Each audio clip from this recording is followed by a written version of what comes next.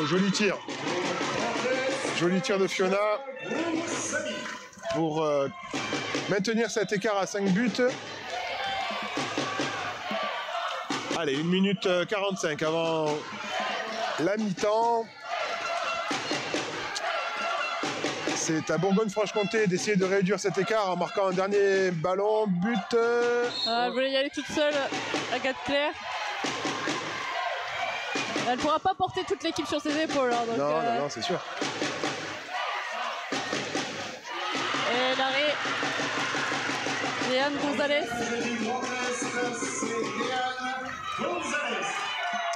Voilà, il a changé de défense. Pierre, il passe en 1-5 pour ces derniers ballons du Grand Est. On va voir. Ouais, moi je pense que ça vaut le coup là juste avant la mi-temps d'essayer de réduire cet écart. Et voilà, du coup, tu vois, les joueurs ne sont pas dans les mêmes dispositions sur le Grand Est pour construire leur attaque. Donc voilà.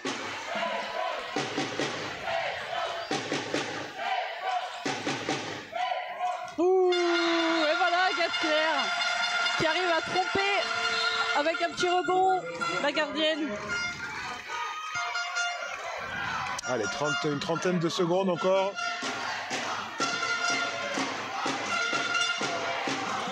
Il faut attaquer ce 1-5, mais de toute façon, elles ont dû le préparer. Hein. Avant le match, donc elles doivent avoir les choses. Voilà, un bloc de la pivot sur Agathe Claire qui défend en poste 3 avancé. Et ça n'a pas suffi. Voilà.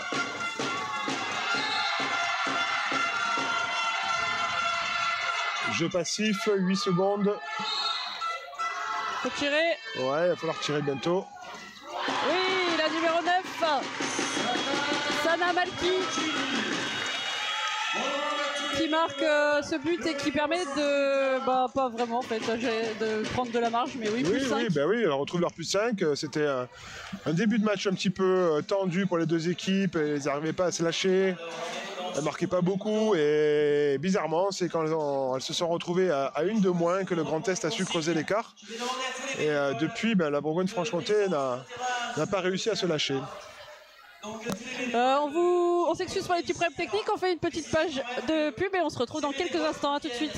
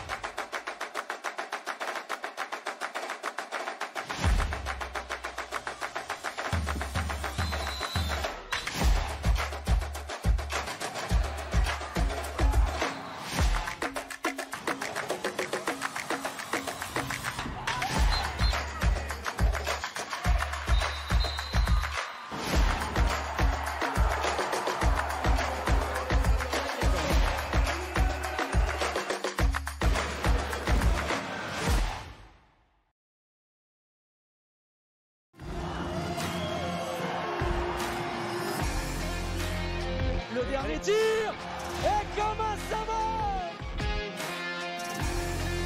Oh, le missile solaire.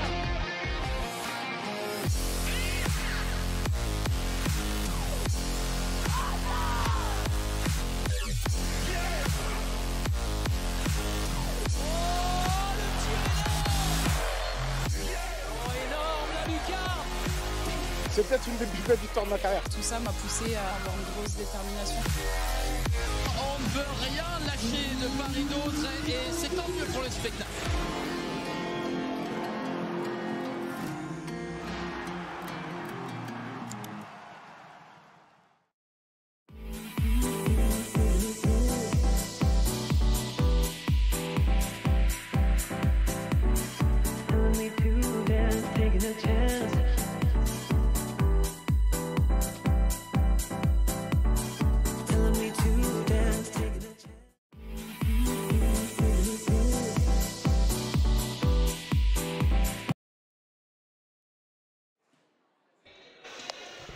Et on est de retour pour bientôt reprendre cette deuxième mi-temps. C'est la finale des Interpol féminins. Ça se passe à Bourg-de-Péage, dans la Drôme. Et après les 20 premières minutes de jeu, le Grand Est mène 12-7. Je suis accompagnée de Camille Comte, toujours là pour commenter ce match. On vient de passer un petit moment hors caméra pour remercier les bénévoles. T'en parlais tout à l'heure. C'est vrai qu'il y a tout un petit monde qui vivait ici pendant 5 jours pour s'occuper des délégations, pour préparer à manger, pour organiser les transports des hôtels jusqu'au gymnase, pour commenter les matchs, diffuser les matchs. Vous avez pu voir tous les matchs de la compétition en ligne. Et donc tout ce petit écosystème, on voulait le remercier. Et on s'excuse pour les soucis techniques sur cette première mi-temps qui sont complètement indépendants de notre volonté. Et oui, on est désolé parce que ici ça vibre. J'imagine que derrière les écrans, tout le monde était impatient de pouvoir retrouver le flux, mais voilà, on n'y est pour rien. Et en tout cas, on espère que ça va bien se passer pour cette seconde mi-temps. L'équipe du Grand Est a dominé les débats. Il y a eu un début de match un peu tendu où les deux équipes se sont un peu cherchées, ont eu besoin de se lâcher. Et quand le Grand Est a réussi à se lâcher, elles ont vraiment pris les devants. À +3, Corinne prend un temps mort et ça les fait passer à +5. Donc voilà, l'écart s'est creusé. Maintenant, du côté de la Bourgogne-Franche-Comté, déjà premièrement, sur le dernier match de poule, ils ont fait tourner complètement l'équipe pour garder des munitions sur le plan des capacités énergétiques des joueuses. Donc on peut penser qu'elles en ont encore un peu sous le pied. Elles ont aussi d'autres options défensives qu'elles n'ont que très peu utilisées, à part en fin de première mi-temps, je pense à la 1-5. Donc voilà, il y a des possibilités tactiques, il y a des choses pour renverser des matchs. 20 minutes, 5 buts dans le handball.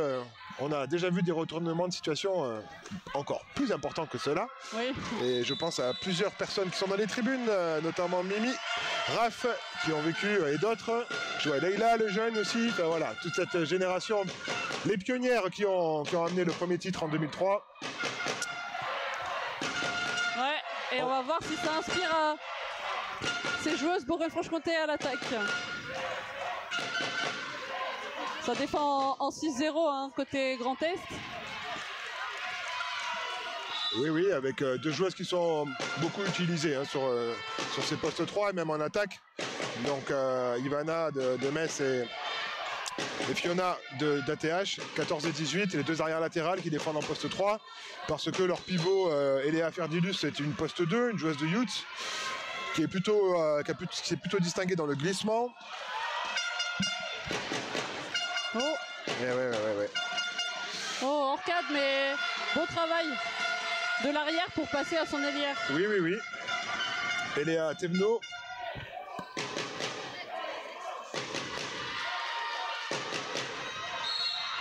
Elle a voulu jouer vite ses contrées, du coup, ballon déjà récupéré par le Grand Est. Il faut qu'elle soit prête tout de suite en défense. Voilà, pour espérer quelque chose, faut récupérer des balles, courir. Oh. Et courir et se faire des passes dans les mains aussi. Elle n'a pas assez appuyé sa passe, la jeune Roma là. Son ailière court et elle lui a fait la passe derrière. Il faut faire les passes devant. Ouais, Jade Barbarin qui était bien partie, mais elle pouvait rien faire. Ce ballon a touché son pied. En tout cas, les intentions sont là. La stratégie utilisée par Pierre, le coach de BFC, pourrait permettre un retournement de situation. Oui, parce que la défense est différente de celle utilisée en première mi-temps. Et elle court, hein. Ah, là, voilà une passe un peu plus appuyée. Oh là. Allez. Voilà, Jade Barbarin. Ouais, qui a eu un peu de mal à se saisir de cette balle dans la contre-attaque. Il faut qu'elle s'inspire de ces grandes aïeules. Je pense à Chloé, en équipe de France, Valentini, qui est excellente dans la prise de balle. Et cette équipe de France qui nous a fait rêver dans son jeu rapide cet hiver. C'était vraiment la plus belle montée de balle qu'on ait jamais vue dans le handball féminin, hein. Faut le dire. Donc voilà, jouons ce jeu-là à tous les étages.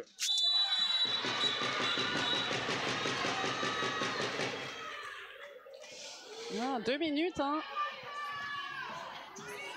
pour Roma Siracusa Tournou. Ouais, une décision prise par les deux frères Ville, qui sont voilà, deux arbitres qui ont fait un excellent tournoi. On leur souhaite aussi, tout comme ces jeunes joueuses, un beau parcours vers le secteur professionnel, en espérant qu'ils arrivent à renouveler l'élite. Et Julia Beaufray qui marque ce G7 mètres. Donc 2 minutes qui entraîne un changement attaque-défense.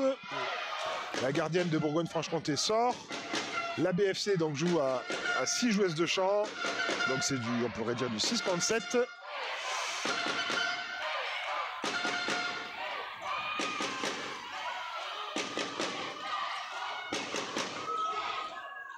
Il est contré, le tir est contré. Oui, donc on avait vu cette très jeune joueuse, hein, Gabrielle Buisson, 2009, celle qui vient de tirer en appui. Elle avait fait des super 1 contre 1, très bonne joueuse de duel. Et si en plus dans sa gamme, elle a du tir en appui, pour une joueuse en 2009, ça commence à être très intéressant tout ça. Non, ouais, touche pour Bourgogne-Franche-Comté. Ah mais un arrêt pour Léane Gonzalez, on va lui compter. Et là par contre il y a une erreur. Et ouais. Ben, c'est... Alors, vous ne le voyez pas à l'écran, mais il y a une discussion autour du changement avec la gardienne. Donc elle joue, comme je vous le répète, sous le coup des 2 minutes avec une attaquante qui change avec la gardienne. Et en fait, quand le ballon a été arrêté par Léane, il est revenu en touche et donc il fallait repartir en attaque. Et on n'est pas certain que la gardienne soit sortie au bon moment. En tout cas, il y a Amandine Veil là, qui est là au bord du terrain, une arbitre professionnelle, enfin du secteur professionnel, qui a tranché. Et il n'y aura pas de 2 minutes supplémentaires. Apparemment, le changement s'est fait dans de bonnes conditions. Joli tir. Jade Barbarin.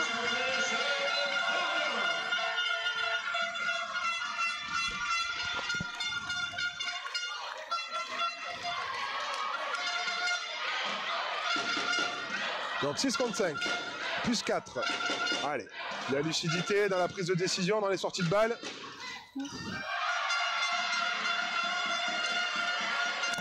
Marie-Ève, qui a retenté avec son bras droit de lober, comme elle l'avait fait sur son premier but. Tout à l'heure, elle avait bien fait ça. Cette fois-ci, c'était un peu moins bien réalisé. Ouais, droitière à droite, c'est pas évident. Ouais. Un peu étonnant.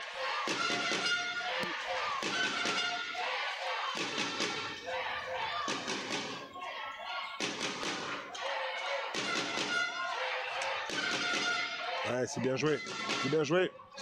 Oh là là, quel arrêt. Gardienne. Elle est vraiment talentueuse, hein, Léane. Elle comprend tout. Hein.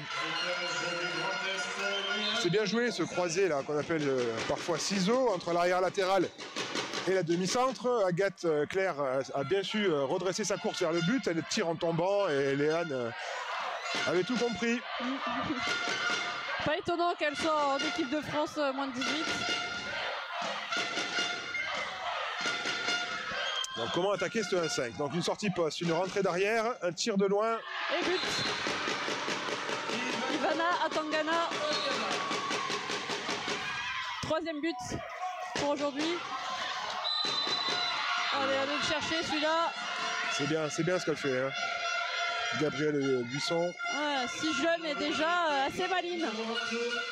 Ouais, puis elle apporte un peu de soutien à Agathe Claire qui qui est très entreprenante, qui, comme tu disais tout à l'heure, porte un peu l'attaque de Bourgogne-Franche-Comté. Et voilà, il faut d'autres joueuses autour d'elle pour souffler un peu et amener de l'alternance.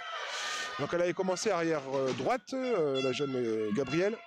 Elle est passée sur le poste d'arrière gauche.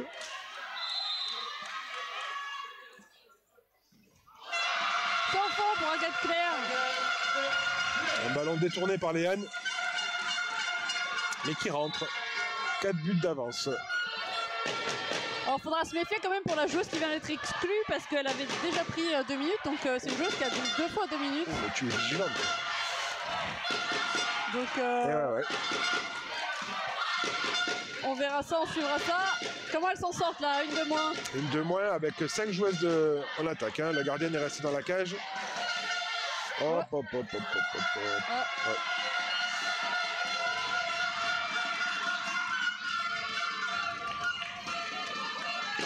Allez, une balle pour revenir à 3 buts. Bien joué. Elle a ralenti le rythme, elle a feinté la passe au demi-centre, elle a poursuivi sa prise d'intervalle dans le 1-2. Agathe qui va prendre en strict, oui, comme sur l'action précédente. Bon, c'est vrai que de jouer avec 5 attaquants, alors... Bon, voilà, on a acheté des choix. Ça revient un peu plus. Mais de jouer à 5 attaquants avec une prise en strict, c'est compliqué. Donc elle a fait rentrer sa joueuse en pivot, Corinne. Et on retrouve un dispositif 1-5. 2 pivots, 3 arrières. En 4, c'est pas dans ses habitudes à Julia Moffret. Et après, je sais pas si c'est dans ses habitudes de tirer dans cette situation aussi, avec des grandes. Donc voilà. En tant que ailière, pas souvent, je pense. 6 contre 5. Ah, c'est bien joué, belle passe. Elle est très bien cette passe. Une petite passe à rebond dans la main droite de la pivot, en ayant le pied gauche devant là, pour fixer la poste 3. C'est bien exécuté, très très bien exécuté de la part de Lison, de l'ESBF. Et voilà, 2 buts d'écart. Et vous voyez en face toute la tribune de Bourgogne-Franche-Comté qui fait du bruit pour mettre la pression.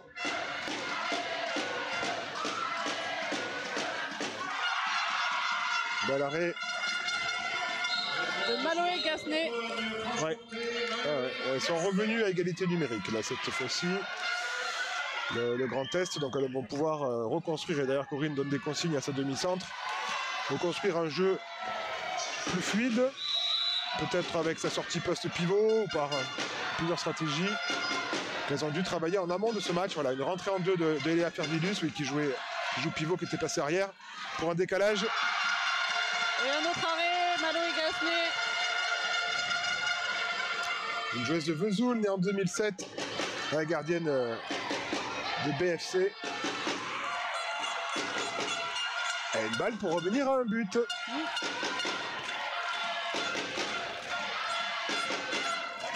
Allez, grand test là, tout ce travail, faudrait pas gâcher. Un tir un peu difficile là sur la sortie du duel. Les arbitres sont revenus à la faute.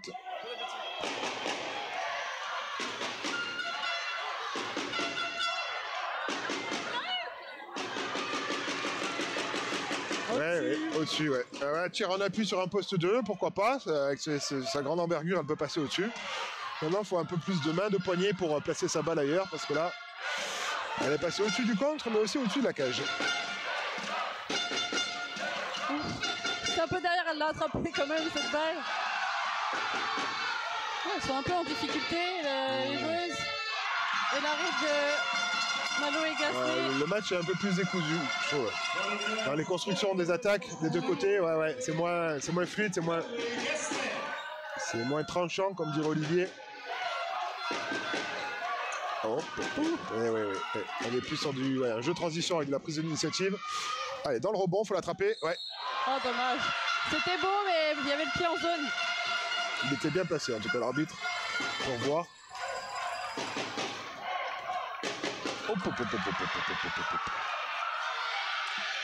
Là. Oh, passage en force. Il va falloir que les joueuses reprennent leurs esprits. Ce jeu décousu se poursuit aussi sur le jeu de montée de balle. Il me semble qu'elle avait quand même un peu mieux à faire dans le choix que de foncer dans ce défenseur qui était en train de replier. Ah, c'est dommage. Ouais, bah, il y a une baisse de lucidité là, les joueuses. À la fois la fatigue, à la fois la pression par le retour au score. Elles apprennent et c'est des moments très très intéressants pour leur formation. Oui, on rappelle, elles ont que entre 15 et 17 ans. Hein, donc,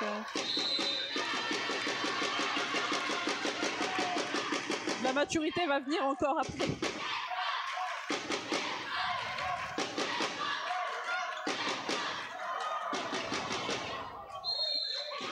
Ouais, il y a des choix un peu bizarres parfois là, mais comme tu l'as dit, il y a peut-être une petite période de trouble là. Oui, puis les coachs ont aussi effectué quelques rotations, notamment sur les postes d'organisateurs du jeu.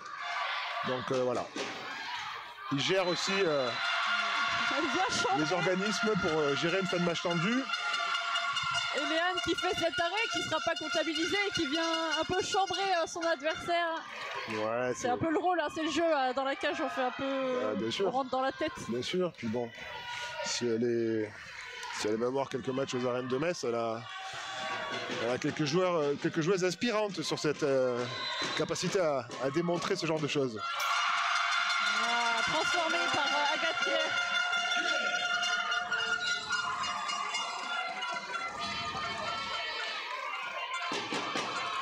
« 14-13. Donc Eléa Ferdilus qui joue demi-centre, donc elle est pivot, mais donc on peut présager d'une rentrée de la demi-centre à l'intérieur, ce qui est le cas. Et la défense reste étagée.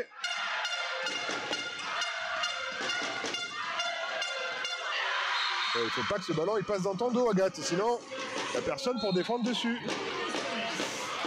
Bien joué, belle passe, belle course.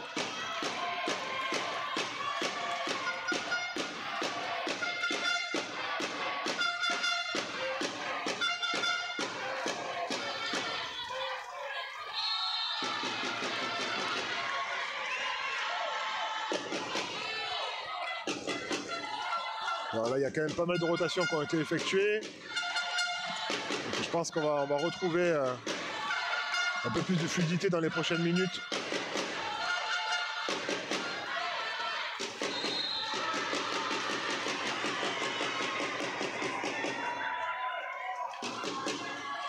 Allez, une balle pour revenir à un but, Marion. Hein, on s'approche du money time. Ah, un peu trop croisé. Oui, c'était pas très bien couru. En fait, elle s'est pas donné toutes les chances de battre la gardienne. Elle s'est un peu débarrassée du ballon.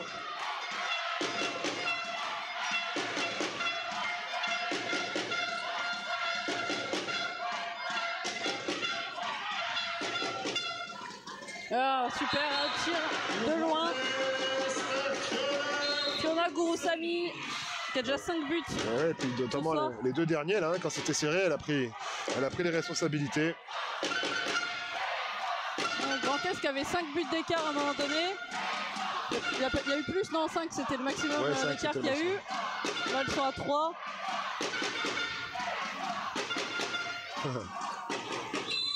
Oups. Ah ouais, c'est pas évident hein, quand il y a une ailière comme ça qui vient jouer vers le centre du terrain en portant le ballon pour jouer des duels face à ces grandes joueuses que sont les postes 3. C'est peut-être une option que peut réutiliser le BFC. Oh, elle est intéressante cette passe, un rebond, mais ça n'a pas suffi pour que sa pivot s'en empare. Oh, c'est fini là. Ah, là le plus 3, plus 4. Là ça commence à... Ça va être dur pour la Bourgogne-Franche-Comté de revenir dans ce match. C'est encore évidemment possible. oui. 4 buts en 6 minutes, c'est possible. Mais c'est quand même bien géré par le Grand Est. Ouais, c'est parfait. Il faut une très belle finale, Grand Est dans cette capacité à maîtriser le score, garder de l'avance, prendre les temps morts. Et comme on le disait, il y a quand même 9 joueuses de l'équipe du Grand Est qui étaient déjà là l'année dernière et qui avaient fini deuxième. Donc il y a de l'expérience sur cette finale, la gestion de la compétition en général. Tout à fait. Ouf. On arrête le temps. 2 minutes. Ah bah c'est Fiona la dernière marqueuse. Bah, il ne pouvait pas leur arriver grand-chose de mieux, hein, à la Bourgogne-Franche-Comté. À la fois obtenir une 2 minutes, et à la fois que ce soit Fiona qui la subisse. Donc, on va vivre ouais, 2 prochaines minutes intéressantes. En première mi-temps, le Grand Est avait mis je crois un 2-0 alors qu'elles étaient une de moins, il me semble, ouais c'est ça. Là, il ne fallait pas que ça se passe pareil pour la BFC. Et encore un but pour Agathe Claire, c'est son 6e ce soir. On avait changé de gardienne côté Grand Est, mais ça n'a pas changé le résultat. C'est quand même Agathe qui marque. Donc le choix qui se poursuit de Pierre, c'est-à-dire de prendre une joueuse en strict quand Corinne joue à 5 contre 6. Cette joueuse qui rentre en pivot. Et on se retrouve à 4 plus 1, mais il y a Eléa Ferdilus qui est pivot aussi qui rentre. Ah. Et là, en termes d'occupation de l'espace, c'est pas le mieux.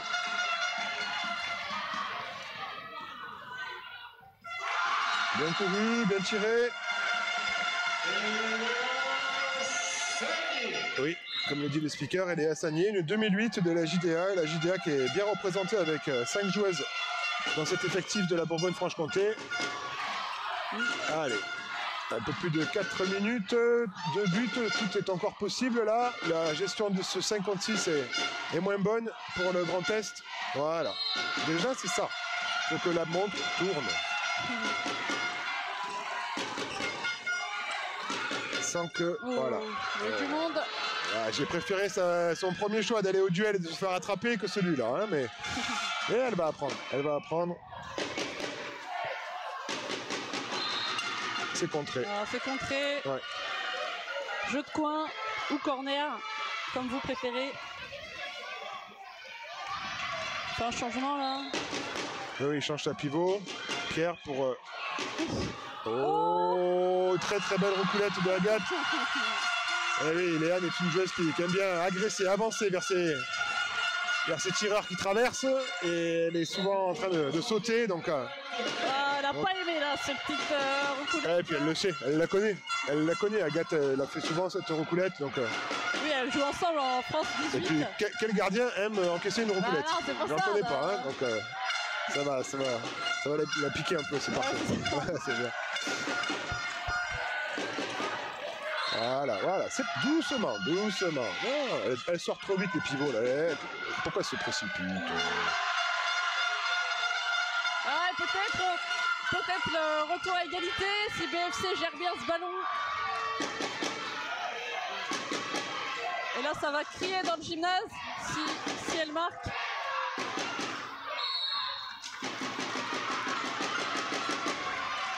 Allez, 3 minutes. Et voilà, une finale, du suspense.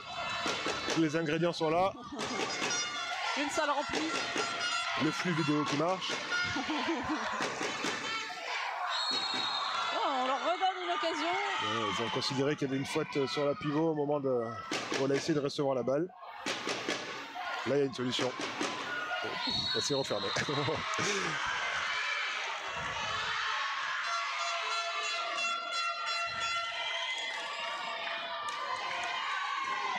Alors, côté rotation, sur le poste d'ailier droit, du côté du Grand Est. Et 2 pivots. Ah ouais, elle continue à jouer à des pivots.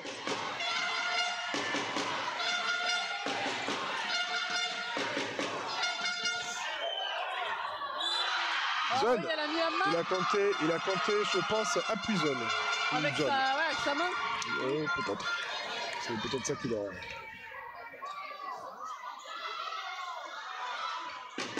Oui. Oh ben là.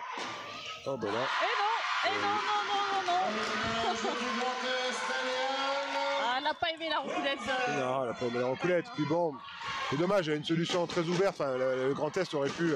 C'est son Eliar là qui avait un peu anticipé la montée de balle, je pense.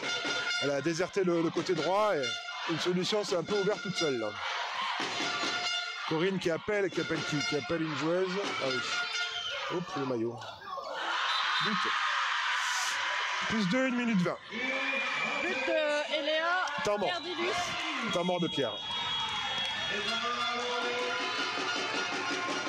Ah bah oui, il ne reste plus que 1 minute 18 à jouer. Il va falloir être malin là pour essayer de recoller à Grand Est. Et Grand Est même, elles ont été devant tout le temps. Il y a quand même une bonne gestion du match. Qu'est-ce que tu en penses Ouais, une bonne gestion, un peu moins là, entre on va dire la 30e et la 35e. Ça a été un peu moins le cas dans cette gestion de l'écart au score. Maintenant, 2 buts, 1 minute 20, balle à BFC. Là, on ne peut pas encore dire qu'il a gagné, ça c'est sûr. Il va sûrement prendre des risques sur cette dernière défense qu'il aura. Je parle de l'entraîneur de la BFC.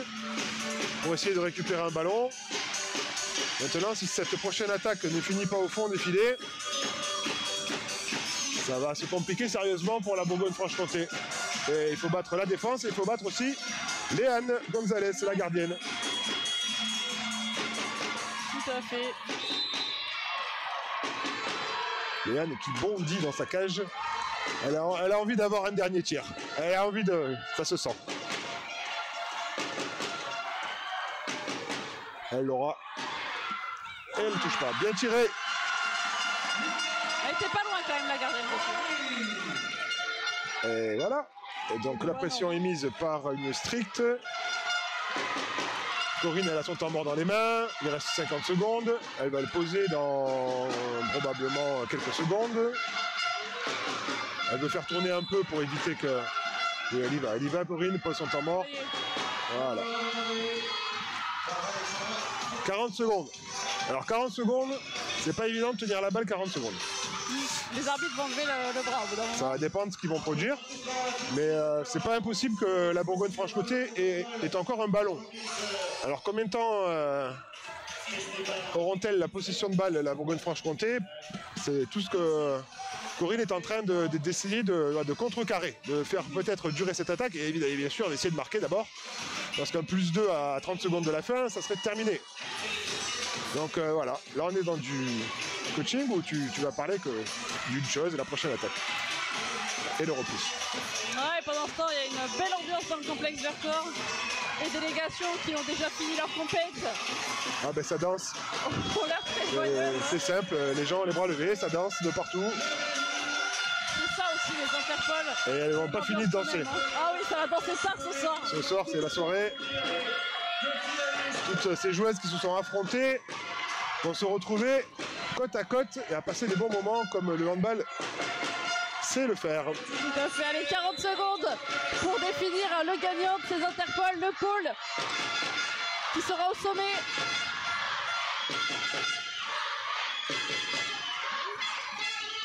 Oui, hors cadre. Et il reste encore 25. beaucoup de temps. 25 secondes. Il y a le temps de faire une attaque. 25 secondes, t'as le temps. Oh. Oh là, quelle Là, décision. Agathe, elle a voulu. Elle a voulu faire la différence. Ah, quel dommage. Elle s'est trompée, complètement trompée là. Et Grand Elle va Est. s'en vouloir. Et but. Et Léa Thévenot. Et c'est la victoire pour le Grand Est. Elles vont célébrer. Elles étaient finalistes l'an dernier. Elles avaient fait deuxième. Et là, Bravo. ça y est, cette année, c'est la bonne. Ah ouais. Alors après voilà, cette équipe a progressé, elle a fait une très belle compétition. C'est assez. Elle a gagné tout simplement tous ses matchs. Voilà, hein, 7 sur 7. Donc voilà, c'est très bien. Faut les féliciter, faut féliciter en fait toutes les joueuses qui ont participé à cette compétition.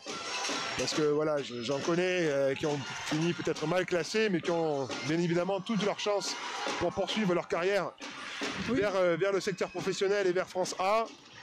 Donc voilà, elles ont vécu toutes des émotions. Et elles méritent toutes l'attention des entraîneurs, des pôles et du secteur professionnel pour poursuivre ces très belles générations qui arrivent pour renouveler cette très belle équipe de France que l'on a. Ouais, oui. C'est vrai que Grand Est, il y en a plusieurs là qui sont des générations de 2006, des 2007, voilà, plus expérimentés. Et il y a peut-être la fin un peu d'une génération, d'un cycle. Chez Grand Est, c'est bien de conclure sur cette victoire. On les voit qui se serrent dans les bras. Il y a de la joie, c'est normal. Puis il y a toutes les émotions là. Elles viennent de passer 5 jours. 5 jours tout ensemble. C'était intense. Et on voit voilà, les délégations, le public qui est remercié. C'est vrai qu'il y avait de l'ambiance ce soir. Ouais, il y avait de l'ambiance. Et puis tout le monde s'est un peu prêté au jeu. Donc il y a d'autres pôles espoirs qui qui encourage le Grand Est, certains polysports qui encouragent la Bourgogne-Franche-Comté. C'est très convivial, c'est très bon enfant et en même temps c'est très sérieux, à la fois dans le travail de l'organisation, à la fois dans le travail des staffs qui ont vraiment bossé en vidéo, fait des retours entre chaque match pour que les joueuses progressent. Donc voilà, de la qualité, du haut niveau et tout ce que l'on aime de notre sport, dans les valeurs. Ouais, je pense qu'on aura les réactions des coachs dans quelques instants.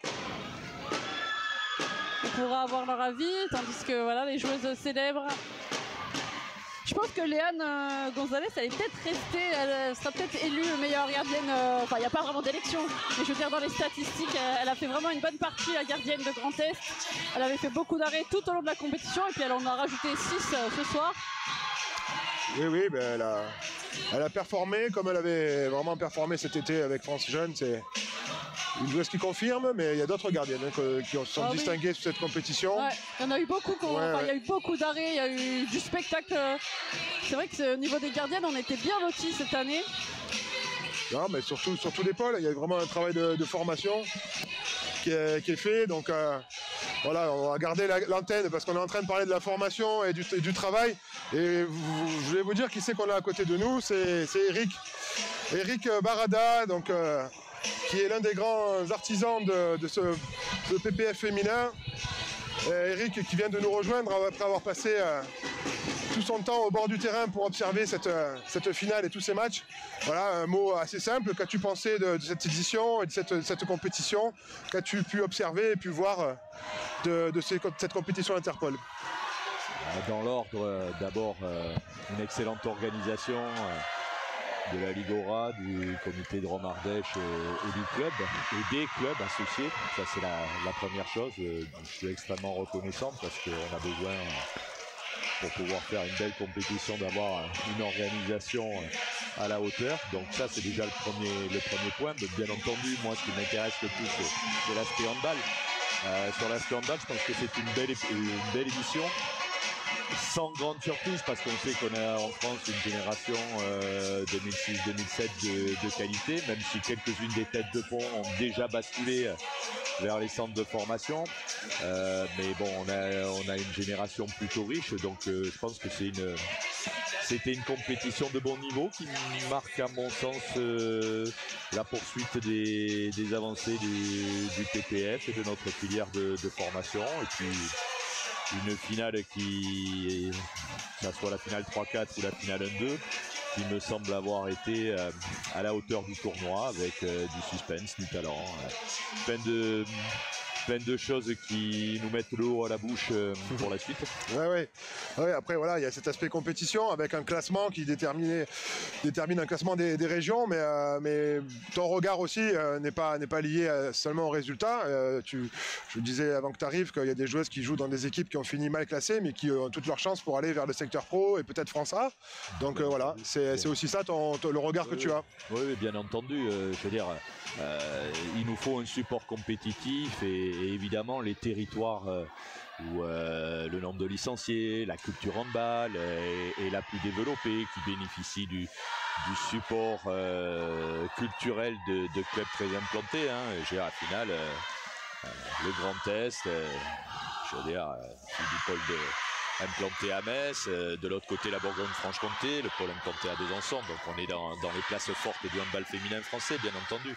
Mais comme tu le soulignes, ce qui nous intéresse le plus, c'est bien entendu la détection individuelle. Et il peut y avoir dans une équipe qui finit 14e des jeunes filles qui vont aller vers le stage national, qui sera avec un effectif relativement réduit, donc beaucoup de densité, et puis derrière surtout vers les sélections nationales et le secteur pro, les centres de formation, la D1, la D2, tout ce qui fait le sens de cette organisation. Ouais. Donc, parmi les joueuses qu'on a vues là, certaines seront dans des compétitions avec un maillot de l'équipe de France cet été? Ah oui, bien entendu, oui. Là, il y en a un certain nombre de la génération 2006-2007 qui vont participer au mondial qui aura lieu en Chine au mois d'août. Et puis on va commencer à mettre le pied à l'étrier à la génération 2008-2009 à travers ce qu'on appelle l'European Open Championship, qui est une sorte de championnat d'Europe non officiel qui a lieu en Suède tout début juillet. Et dans les deux collectifs, je pense qu'il y a pas mal de talent. Très sincèrement, si on pouvait se garantir sur la durée de voir autant de jeunes talents que j'en ai vu là dans toutes les éditions, ça sera très bon signe pour le handball féminin français. Je pense que ça a été assez répété, mais la première fois qu'on est venu faire les finales à Bourg-de-Péage, c'est lors de la saison 2017-2018, la finale opposait le Centre Val-de-Loire à la Bourgogne-Franche-Comté. Le Centre Val-de-Loire, il y avait une joueuse un peu dominante qui s'appelait Pauletta Fopa, et puis il y a une petite gamine qui est sortie du banc en finale qu'on n'avait pas trop vue jusque-là, qui s'appelait Léna Granvaux et qui a retourné le match. Donc oui, je pense que dans les filles qu'on a vues là pendant cette édition 2024, il y en a quelques-unes qu'on va voir cet été avec du bleu-blanc-rouge, mais que vous risquez de supporter quelques années aussi à la télévision. Ouais, c'est ça. Et puis ce qui est difficile aussi dans la lecture de ces matchs pour les téléspectateurs, c'est les différences d'âge, parce que 3 ans d'âge entre une fille qui est née en 2006 et une fille qui est née en 2009 sur une compétition comme celle-là, bon, il y a énormément de marge de progression derrière par rapport à une joueuse qui a 28 ans ou 31 ans en France A. Les 3 ans sont, voilà. Donc dans la lecture, moi j'ai vu beaucoup enfin, je trouve qu'il me semble qu'il y a une génération 2008-2009 qui s'annonce, qui va être de grande qualité, qui peut-être, voilà, elles n'ont pas été surdominantes aux yeux des téléspectateurs, mais il y a un renouvellement aussi qui arrive pour la génération d'après, il me semble. Ouais, bien sûr. J'imagine que en commentant la place 3-4, tu as dû souligner. C'était pas moi. Mais c'était pas toi. Mais alors donc ceux qui l'ont commenté et ceux qui l'ont regardé avec attention, ils ont bien dû voir sur le terrain quelques joueuses très jeunes et de qualité. Dans la finale ici, il y a une jeune fille de Bourgogne-Franche-Comté qui a remis son équipe dans le sens de la marche et qui est née en 2009. Donc oui, je partage. Alors je vais pas dire ton optimisme, parce que dans ma fonction, j'ai pas le droit d'être optimiste. Il faut que je sois en éveil. Mais je me dis que le dispositif PPF, même si j'ai toujours le souci qu'on l'améliore et qu'en aucun cas on ne doit verser dans une quelconque autosatisfaction, mais j'ai plutôt la sensation qu'il est actuellement productif. Et de toute façon, le handball féminin français, c'est de l'économie mixte. Donc on a besoin des comités pour faire la détection initiale, des ligues pour mettre une organisation de pôle, et puis derrière surtout du secteur professionnel pour accompagner les filles qu'on aura fléchées jusqu'à l'entrée dans les centres de formation et les équipes de D1, D2. Tant qu'on arrivera à garder cette unité-là et à comprendre que le handball féminin fonctionne sur cette économie mixte, et bien comprendre que l'adversité, elle n'est pas interne, mais elle est vis-à-vis d'autres disciplines et qui essayent de se féminiser, je pense qu'on sera sur la bonne voie. Là, actuellement, le handball a le vent en poupe avec les 2 titres que viennent d'obtenir nos équipes A. Je voyais la presse s'interroger hier sur qu'est-ce qui fait les clés de la réussite du handball français. J'espère qu'on ne sera pas dans l'autodestruction, parce que toutes les entreprises qui marchent bien, à un moment donné, elles peuvent se retrouver avec ce risque-là. Donc j'espère qu'il y aura quelques gardiens du temple aux bons endroits pour faire en sorte qu'on n'oublie pas comment on y est arrivé, et que cette économie mixte avec les clubs pro qui sont essentiels, parce qu'on a besoin de ces locomotives, mais on a besoin aussi des comités, des ligues, pour faire le travail en amont. J'espère que tout ça, on va être capable de continuer à le faire avancer de concert. En tout cas, c'est un fonctionnement qui a fait ses preuves. On voit les résultats des équipes de France qui s'enchaînent, aussi bien en garçons et en filles. Forcément, c'est pas le fruit du hasard. Donc voilà. En tout cas, on s'est régalé sur cette compète. Merci Eric de ta présence merci à ce micro. Merci à vous. Et j'espère à l'année prochaine, peut-être ici. De toute façon, il y aura une édition 2025 des Interpol, ça c'est sûr. Et là, il y a un appel d'offres, donc je ne sais pas si la Ligora et le site de Bourg-de-Péage candidateront, mais s'ils candidatent, forcément que leur candidature sera étudiée avec beaucoup d'intérêt, puisque la barre est mise à un certain niveau ici et on n'a pas l'intention de descendre sur les standards. Merci, bonne soirée à tous. Bonne soirée. Ouais, voilà, Eric qui a très agréablement répondu à nos questions et passé les messages qu'il souhaitait faire passer. Donc voilà, on va pouvoir vivre une remise des trophées avec toutes ces joueuses toutes les joueuses qui ont participé aux Interpol. Donc imaginez quand même le nombre de personnes dans ces délégations, 14 équipes, des staffs techniques, médicaux, voilà, plein de gens. Tout le monde va se retrouver là pour la remise des trophées et puis derrière une soirée qui va être organisée chaleureusement. Festive à mon avis, je vois déjà les équipes qui dansent en attendant la remise de prix. Mais oui, 224 joueuses. Oui, on peut peut-être regarder les équipes qui dansent. Voilà. Et Camille, je te libère. Merci beaucoup pour ce match, ces commentaires que tu as pu faire. Merci Marion. Et puis à très bientôt, j'espère. Ouais, on suivra aussi la suite de ton histoire, puisque tu vas bientôt intégrer un nouveau club. À bientôt Camille. Merci Marion, à bientôt. Allez, je continue toute seule quelques instants, mais je suis rejoint par mon coéquipier Charlie qui a commenté beaucoup de matchs avec moi. Pendant que vous voyez, ça s'ambiance sur le parquet du complexe Vercors. On va passer bientôt à la remise de prix. Il y a même des joueuses en béquilles qui dansent, c'est assez sympa. Ah là là, on vient de vivre une belle finale. Si vous étiez avec nous toute la journée, il y a eu des matchs serrés, il y a eu beaucoup de spectacles. Il y a eu des tirs au but pour la place 7-8 et puis là, une fin de compétition haletante et finalement, vous l'avez vu, c'est le Grand Est qui a gagné. Donc on va... Salut Charlie. Salut. Ça a été ce match, tu as apprécié? J'ai apprécié absolument, ouais, l'intensité, les rebondissements. Et on a avec nous Alexandra Hector, coach de Grand Est, coach victorieuse, qui nous rejoint. Bonjour.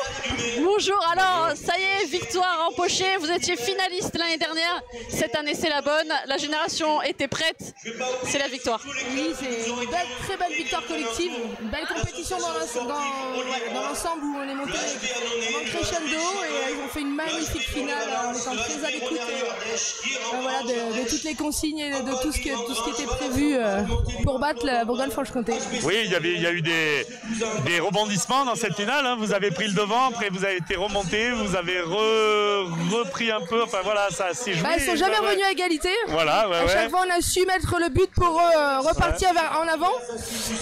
C'est vrai que c'était une vraie finale, il y a eu un petit peu de suspense aussi. Oui, c'est toujours bien et puis faut pas oublier que c'est une compétition qui est longue et c'est des jeunes filles, donc il y a forcément des temps un peu plus faibles dans les matchs et avec cette intensité, cette pression et cette ambiance dans la salle, c'était super et très contente de l'équipe qui voilà. Après pour faire une belle finale, faut être deux.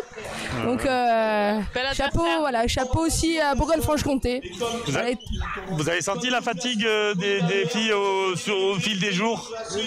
Alors déjà on a commencé par 4 matchs en 2 jours.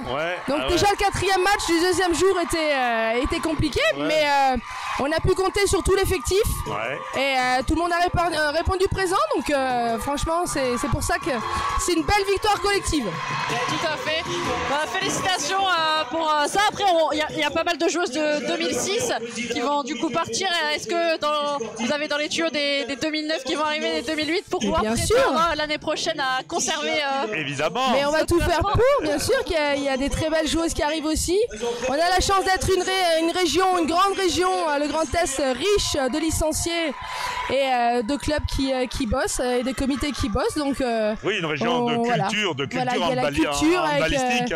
On a la chance d'avoir Metz Handball qui est la locomotive bien sûr du très haut niveau, et puis avec le club de SATH cette année, donc on a quand même deux beaux clubs et bientôt 2 centres de formation. Donc ces jeunes filles ont le choix du roi, on va dire, de pouvoir enchaîner sur un centre de formation local, on va dire.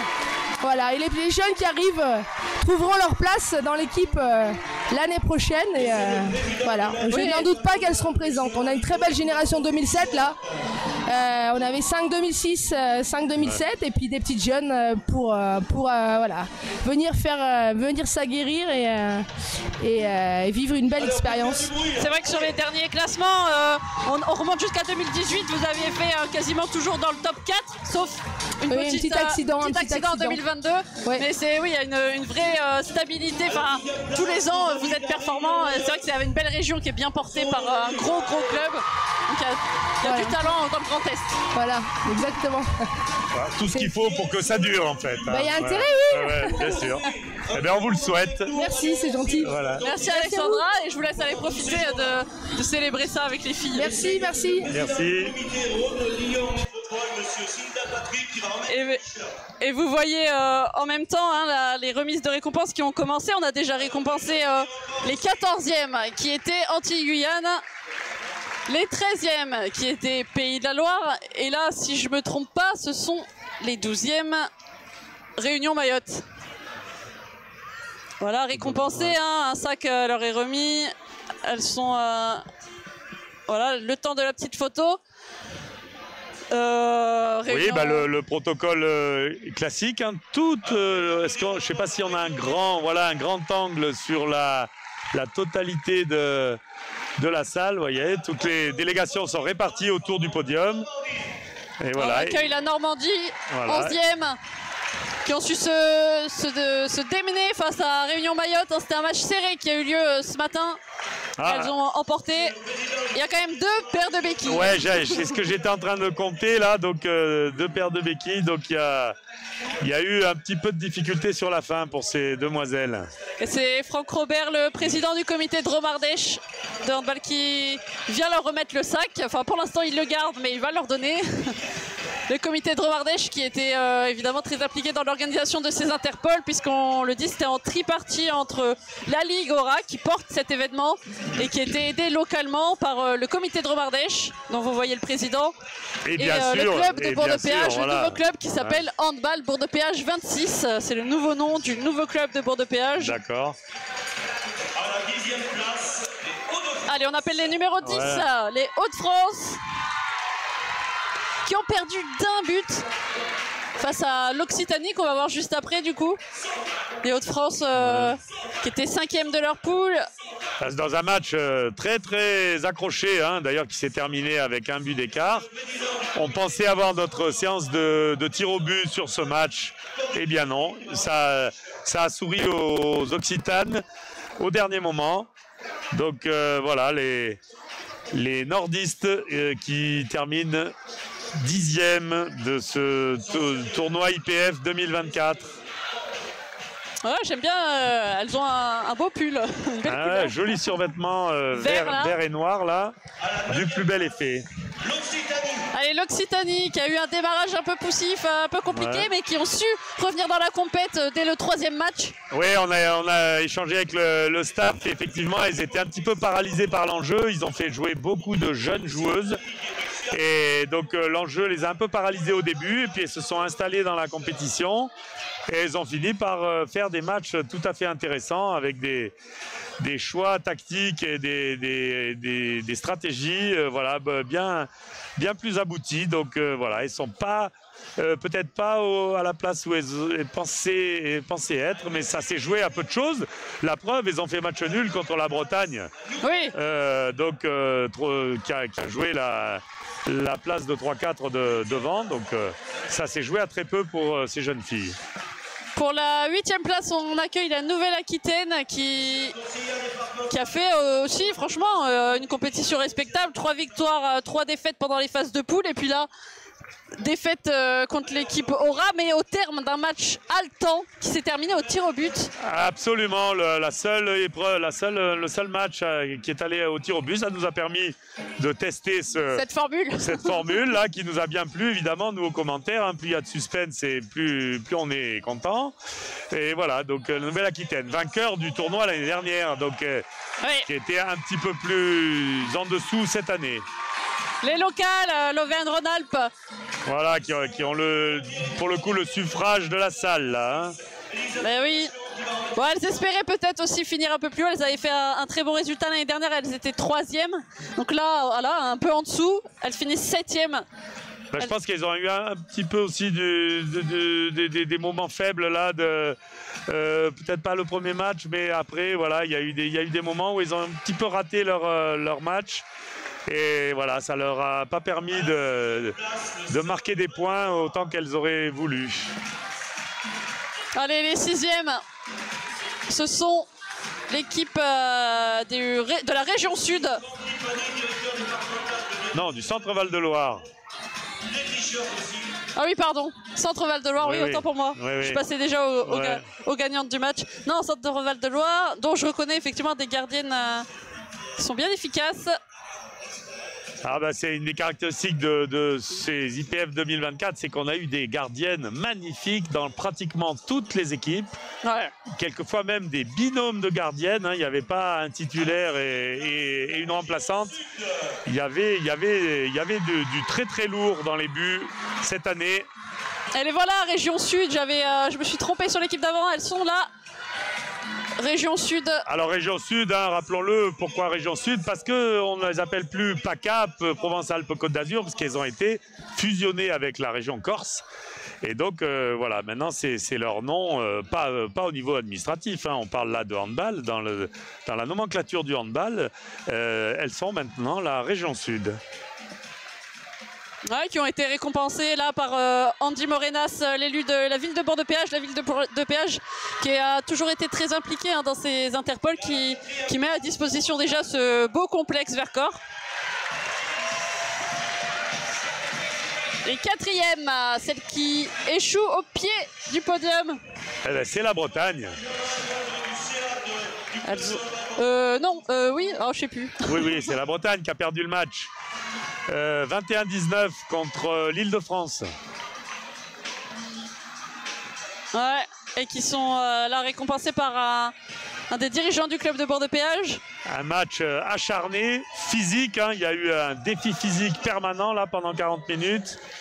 C'était très très musclé là, les échanges là, dans ce match. Ouais, bah, globalement sur la journée, hein, c'était assez serré. Il y a eu du beau match.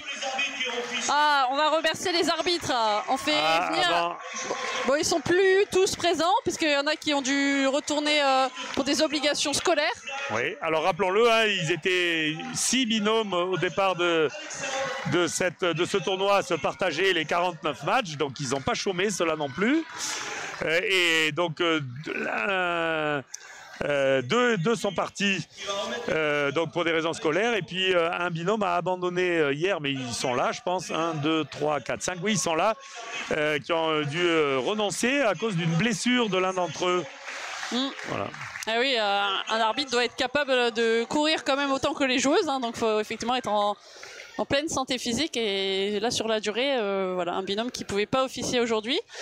Je vais les citer vite fait, hein. Jayou Ivana avec Mandande Teana, les frères jumeaux Ville, Benjamin et Alexandre, les frères aussi Merjdi, Bilal et Zakaria, pardon. On avait Démarche Baptiste avec Kergal François. Et donc les jeunes filles qui sont parties, c'est les mesdemoiselles Valo. Attendez, voilà que je les retrouve. Oui, la forêt voilà. Florine et Valo Noémie. Voilà. Et donc Hugo Leboniec et Pierre Belonce qui sont présents là, mais qui n'ont pas officié aujourd'hui vu qu'ils étaient blessés. Et la 3e place, elles sont allées la chercher parce que c'était pas fait à la mi-temps. C'est l'Île-de-France, récompensée par le président du CDOS, le comité départemental olympique, Dominique D'Agostino, qui remet les médailles. qui avait, il me semble, terminé 4e l'année dernière. Je les cherche, je les trouve pas. Voilà. Oui, c'est ça, qui trust ce dernier carré depuis 5 ans, puisqu'elles ont fait ou 3e ou 4e depuis 2018, sans interruption. Il leur manque le petit quelque chose pour accéder à la finale. Et alors, équipe magnifique sur le plan athlétique, hein. On les mettrait tout à l'heptathlon. Je pense qu'on aurait une jolie équipe de France d'heptathlon. Elle court, elle saute, elle lance fort, loin, vite.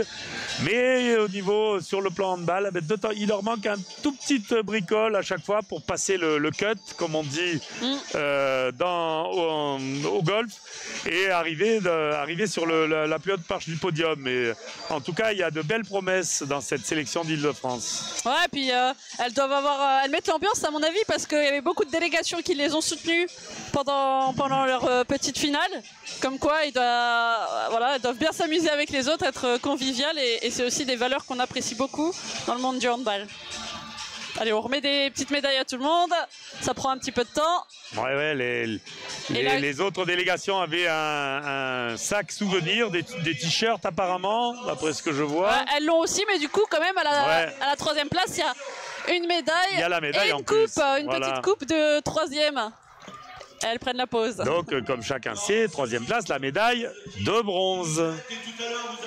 Alors, la médaille de bronze, c'est quelque chose que le handball français connaît peu, hein. Nous, on se focalise la plupart du temps sur l'or, éventuellement sur l'argent. Mais le bronze, c'est déjà arrivé. Allez, BFC, il y a quelques années, Bourgogne-Franche-Comté, on avait découvert Léna Granvaux. Ça doit vous dire quelque chose. Et là, elles finissent 2e de cette compétition 2024. Vous voyez qu'elles avaient gagné en 2018 et en 2020.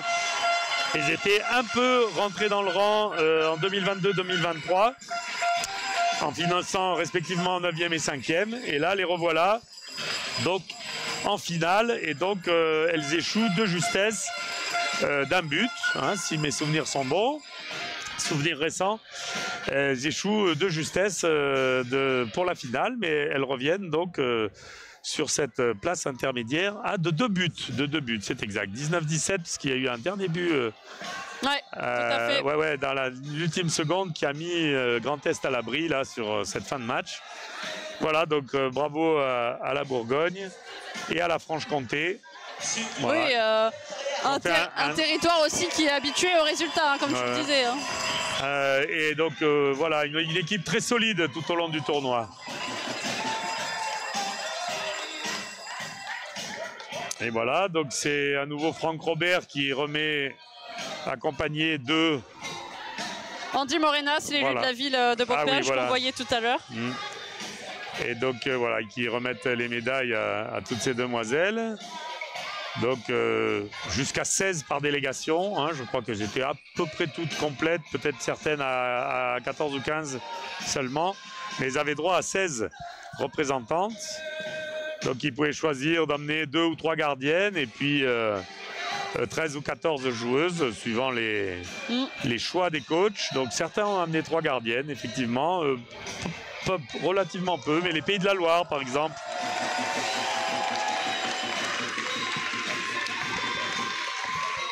Allez, la petite photo, c'est dans la boîte. Bravo les filles. Elles ont fait une très belle compétition aussi. Hein. Tout à fait. Et là, on va accueillir les championnes 2024.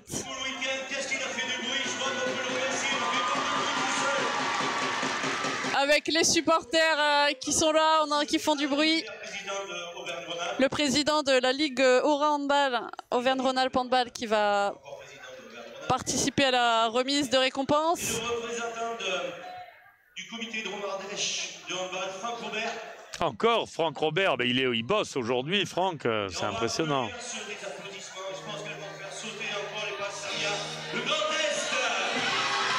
Et voilà les championnes. Et voilà, et reviendront l'année prochaine avec cette étiquette de l'équipe à battre. C'est la rançon de la gloire.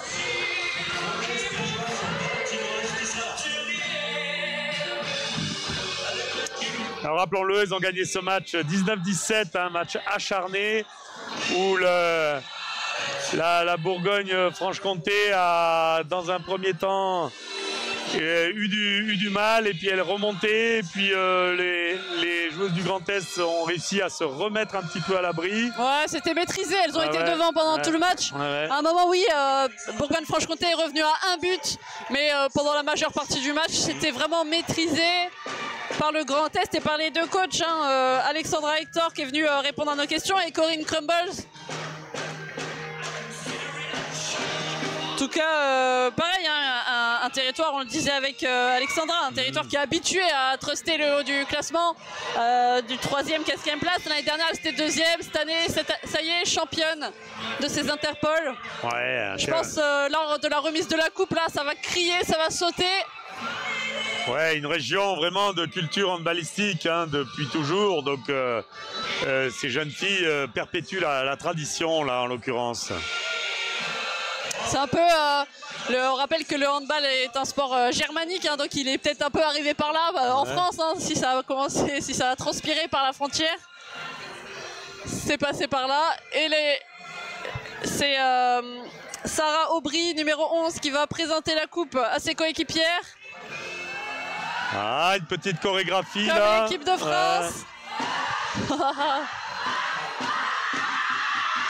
Olé, on n'a pas les confettis, mais on s'y croirait. Bravo les filles, vous avez fait une très belle compétition. C'est un 7 sur 7, 7 matchs joués, 7 matchs gagnés. Il n'y a pas un match nul, il n'y a pas une défaite de parcours. C'est du 100% pour ces filles-là. Et il y a les coachs avec elles, hein. Vous voyez, Alexandra, Corinne. Alors voilà, donc là il va y avoir carrément la photo de masse. C'est plus une photo de groupe, là c'est une photo de masse qui va être faite.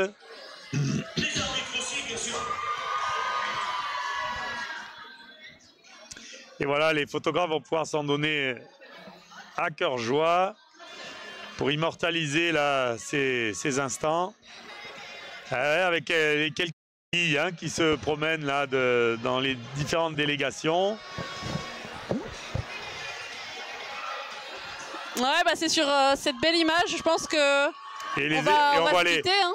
Les photographes, vous ne les voyez pas à l'image, mais les photographes qui sont montés sur la table de marque pour arriver à saisir un plan large de tout ce petit monde, effectivement, ça fait du monde. Et oui, on va pouvoir se quitter sur ces belles images. Les Interpol féminins 2024, c'était 5 jours à Bourg-de-Péage. 5 jours de spectacle, 5 jours de show. On remercie évidemment toutes ces joueuses qui ont fait du beau jeu, les encadrants, mais aussi les bénévoles, ils étaient nombreux, les salariés aussi de la Ligue, du comité, les membres du club de Bourg-de-Péage, ces organisateurs sans qui tout ça n'aurait pas pu avoir lieu. Et c'est sur cette image de fête, de mélange et de bonne ambiance qu'on va se laisser. Merci Charlie. Oui, et on leur souhaite un bon retour dans leur territoire, hein, en particulier aux ultramarines qui ont fait quand même quelques kilomètres pour venir se confronter à leurs collègues de la métropole. Donc on vous salue et à l'année prochaine peut-être. Eh ben on l'espère en tout cas. Bonne soirée à tous et à l'année prochaine peut-être pour les Interpol 2025 et les Interpol 2024. C'est fini, au revoir. Au revoir.